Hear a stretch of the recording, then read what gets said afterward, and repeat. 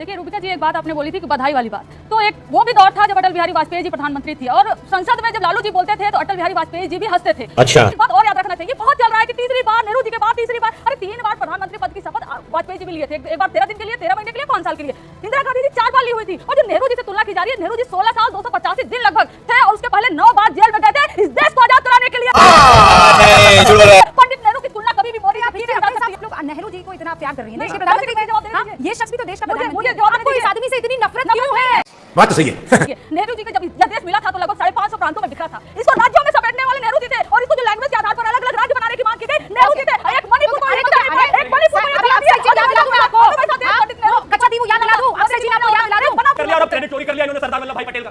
अरे बाप रे, ये तो धोती खोल रहा है। सरदार वल्लभ भाई पटेल ने किया था भाई वो कुछ। दोस्तों, क्या हुआ जब रूबिका लियाकत ने कंचना यादव को तिके तिके सवाल किए। कंचना यादव बार बार उनको बोल रही है कि बीजेपी ने कुछ नहीं किया है, सब कुछ कांग्रेस ने किया है, नेहरू जी ने ये कर दिया, नेहरू जी ने वो कर दिया। मतलब जो इस देश में कुछ भी हुआ है वो नेहरू जी की वजह से ही हुआ है, उनका ये कहना है। रूबिका लियाकत ने उनको सलीके से उनको जवाब दिया है। ये आपको वीडियो अगर पूरा देखोगे तभी पता चलेगा। आरजेडी की प्रवक्ता कंचना यादव ब्लेम कर रही थी कि नेहरू जी ने ही सब कुछ किया देश के लिए, बीजेपी ने कुछ नहीं किया है, बीजेपी देश को लूट लूट के खा रही है। इस पर रूबिका लियाकत ने उनकी बोलती बंद कर दी और उनको सारे सवालों का जवाब दिया। और जब रूबिका लियाकत ने उनसे क्वेश्चन किया तो वो उन क्वेश्चनों का जवाब नहीं दे पाई। तो डिबेट बहुत ही मस्त होने वाली है। आपसे एक रिक्वेस्ट है दोस्तों, अगर आप चैनल पर पहली बार आए हो तो चैनल को सब्सक्राइब करें, वीडियो अच्छी लगे तो लाइक करें और कमेंट करें। तो बिना देरी किए करते हैं वीडियो को शुरू। ये बढ़िया है, आप लोग मोरल विक्ट्री करते रहिए, सरकार ये चलाते रहेंगे। देखिए रूबिका जी, एक बात आपने बोली थी कि बधाई वाली बात, तो एक वो भी दौर था जब अटल बिहारी वाजपेयी जी प्रधानमंत्री थी और संसद में जब लालू जी बोलते थे तो अटल बिहारी वाजपेयी जी भी हंसते थे। अच्छा, वह एक दौर था और एक ऐसा दौर है जब प्रधानमंत्री नरेंद्र मोदी जी बिहार में चुनाव प्रचार में गए तो बोले क्या हेलीकॉप्टर से जो घूमता है उसको 4 तारीख के बाद उसको जेल में भेज दिया जाएगा। इतनी कटुता राजनीति में लाने वाले एकमात्र शख्सियत प्रधानमंत्री नरेंद्र मोदी जी हैं और वही उम्मीद करते हैं और विदाउट इन्विटेशन किसी को नहीं भेजा, हमारी पार्टी को तो नहीं भेजा उन्होंने इन्विटेशन के आइए शपथ ग्रहण समारोह में, तो हम क्या, लेकिन फिर भी मैं इंडिविजुअल पार्टी की प्रवक्ता उनको बधाई देती हूँ तीसरी बार शपथ लेने के लिए। लेकिन एक बात और याद रखना चाहिए, बहुत चल रहा है कि तीसरी बार नेहरू जी के बाद तीसरी बार, अरे 3 बार प्रधानमंत्री पद की शपथ वाजपेयी जी भी लिए थे। एक बार 13 दिन के लिए, 13 महीने के लिए, 5 साल के लिए। इंदिरा गांधी जी 4 बार ली हुई थी और जो नेहरू जी से तुलना की जा रही है, नेहरू जी 16 साल 285 दिन लगभग थे और उसके पहले 9 बार जेल में गए थे इस देश को आजाद कराने के लिए। झूठ बोल रहा है। पंडित नेहरू की तुलना कभी भी मोदी से की नहीं जा सकती है। क्यों मोड़ देती हैं? नहीं, ये लो, आप लोग नेहरू जी को इतना प्यार कर रही हैं, देश के नहीं, प्रधानमंत्री मुझे जवाब देने हाँ, दीजिए। ये शख्स भी तो देश का प्रधानमंत्री मुझे है। जवाब देने आपको इस दीजिए। आदमी से इतनी नफरत क्यों है? बात तो सही है। आपको उसकी कोई अच्छाई नहीं दिख रही है। हम भी इज्जत करते, हर कोई उस पद की इज्जत करता, नफरत नहीं है। रूबिका जी 10 सेकंड के लिए सुन लीजिए। नेहरू जी को जब यह देश मिला था तो लगभग 550 प्रांतों में बिखरा था। इसको राज्यों में समेटने वाले नेहरू जी थे और इसको जो लैंग्वेज के आधार पर अलग-अलग राज्य बनाने की मांग की गई, नेहरू जी थे। एक मणिपुर को ये बचा नहीं पाए, एक मणिपुर को ये जला दिया। याद दिला दूं मैं आपको, पंडित नेहरू कच्चा दीव याद दिला दूं, आपसे चीन आपको याद दिला दूं। बना देश कैसी बातें कर रही हैं आप? के लिए और देखिए, हर प्रधानमंत्री के टाइम में कुछ गलत और कुछ सही होता है, उसको आप सही नहीं ठहरा सकती है कि नहीं यहाँ पे सब गलत और नेहरू के टाइम में सब ठीक था। चारों चोरी कर लिया और अब क्रेडिट चोरी कर लिया इन्होंने सरदार वल्लभ भाई पटेल का। अरे बाप रे, ये तो धोती खोल रहा है। सरदार वल्लभ भाई पटेल ने किया था भाई वो कुछ भी। इतिहास तो ठीक होना चाहिए। जेएनयू में पढ़ते इतने अच्छे संस्थान में और 3 बार की शपथ की बात उन्होंने की। 3 बार शपथ लेना नहीं, 5 साल 10 साल इकट्ठा सरकार चलाने के बाद तीसरी बार सरकार चला बनाने वाले आदरणीय प्रधानमंत्री जी नेहरू जी के बाद ही है। और अगर जेल जाना ही इस देश के लिए काम करना है तो सावरकर तो नेहरू से भी ज्यादा करते। धन्यवाद करो उनको। ये बड़ी अच्छी बात कही आप। गजब बात हो गई। ये बताइए, मैं आपसे पूछ रहा हूं, देखिए, आपका उनके मंत्री साथ ने भी शपथ बोलते हैं, मेरे साथ भी इनका बोलते हैं, मंत्री क्या शपथ लेके रिजाइन कर रहा है। बताइए, आपका मंत्री रिजाइन करना चाहता है? पहले वो पूरी जवाब देंगे, उसके बाद लड़ना नहीं। बताइए, शपथ लिया, आज रिजाइन करना चाह रहा है। आपका ऑडियो नहीं जाएगा, आपका ऑडियो नहीं जाएगा। मलूक नागर जी, इतने मंत्रिमंडल की बड़े मंत्रिमंडल की क्या? मुझे एक बात बहुत जरूरी कहनी है देश के लिए। आज सारा देश देख रहा है आपके चैनल को। जब देश आजाद हुआ 14 राज्य थे, उनमें से रिपोर्ट मंगाई गई थी कौन प्रधानमंत्री बने। 14 में से 13 जो है पटेल साहब के पक्ष में आए थे, एक नेहरू जी के पक्ष में केवल आया। वह क्या सीन है? प्रधानमंत्री बने नेहरू जी और जो पूरे देश के सारे छोटी छोटी रियासतें थी, सबका इकट्ठा करने में पटेल साहब का योगदान था।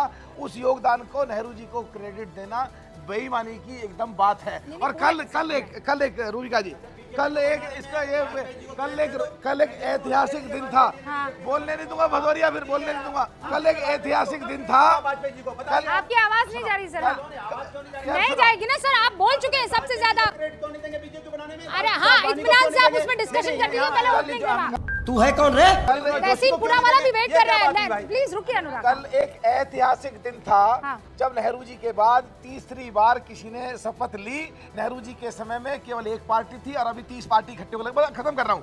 और एक आज तक जब से लेजिस्लेचर सिस्टम 1913 से कलकत्ता में शुरू हुआ, 47 आजादी के बाद 2024 तक जो बैक टू बैक 3 बार चीफ मिनिस्टर और बैक टू बैक 3 बार प्रधानमंत्री, 6 बार आज तक कोई नहीं रहा। इतना पावरफुल पॉलिटिशियन तहसीन पुनावाला, मुबारकबाद।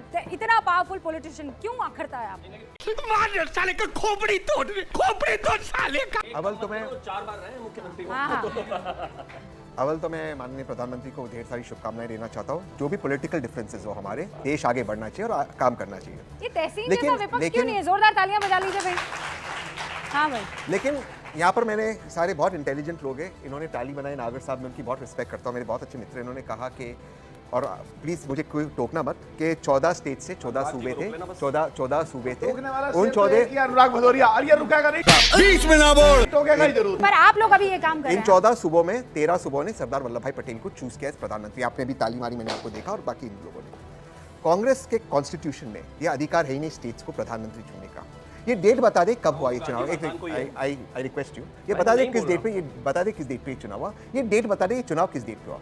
कांग्रेस का संविधान बताता है प्रधानमंत्री कैसे चुना जाता है, पीसीसी को या स्टेट्स को अधिकार नहीं। दूसरी बात, स्टेट के इलेक्शन हुए, प्रधानमंत्री वल्लभ भाई पटेल चुने गए। आपको जानकर हैरानी होगी कि प्रधानमंत्री जवाहरलाल नेहरू 1946 में चुने गए थे एज इंटरिम प्रेसिडेंट। 1946 में चुने गए थे, 1947 में नहीं चुने गए थे, 1946 में इसका फैसला हो गया था, जून 1946। पर हम नेहरू जी पर क्यों डिस्कस कर रहे हैं? क्योंकि आपके शो पे एक झूठ बोला जाता है। झूठ बोलने पर भाजपा चिल्लाती है और ये झूठ बोलते हैं और वो झूठ को फैलाया जाता है। आपने सफाई दे दी। दूसरी बात प्लीज, टोपा होगा एकदम। मैं अपने सवाल पर आती हूँ। तहसीन पुनावाला, ये आप लोग क्यों ये नैरेटिव बिल्ड करने की ये कोशिश झूठ कर आप रहे क्यों नहीं हैं? पूछते क्यों ये नैरेटिव बिल्ड करें? जब हम उनका झूठ को हम सुनिए, झूठ का पर्दा ये आपने नैरेटिव ब्रेक किया ना, आपने कर दिया ना ब्रेक। मैंने आपको बीच में टोका, रोका या आपको कहा आप झूठ बोल रहे हैं, आपने उस नैरेटिव को ब्रेक किया। तो एक गलत चीज, इसके लिए अब मेरी बात सुनिए। अब मैं ये बात प्रधानमंत्री ने पार्लियामेंट में बोली। अब जानते हैं पार्लियामेंट जो लोकतंत्र का मंदिर है, उसमें प्रधानमंत्री शर्म करो, भगवान से डरो। आप लोगों ने भी ऐसी बातें बोली है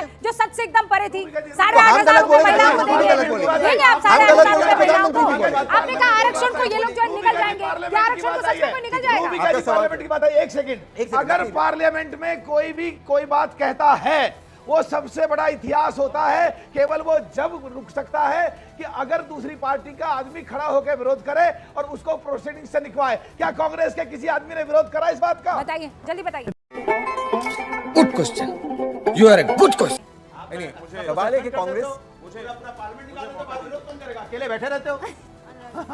आपका सवाल है कि कांग्रेस, सवाल रिपीट मत कीजिए ना, जवाब दे दीजिए। आज जब हम प्रधानमंत्री को अपोज करते हैं, हम प्रधानमंत्री को किन मुद्दों पे? कांग्रेस के किसी आदमी ने उस स्टेटमेंट का विरोध करा ताकि वो प्रोसीडिंग से निकले क्या सीधा? बोलने दीजिए ना, पहले तहसीन पुनावाला अपनी बारी का इंतजार करते रहे सर।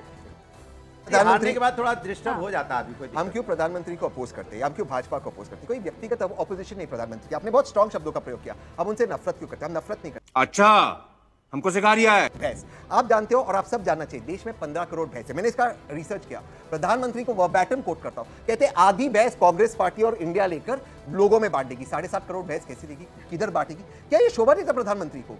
जो प्रधानमंत्री काशी से चुने जाते, उनको मुजरा की बात करनी चाहिए, उनको मुजरा की बात करनी चाहिए। अगर आपको लगता है ये बात करनी चाहिए, इनके भविष्य पे बात नहीं करनी चाहिए। जो भ्रम फैलाया है उसका मजा आया।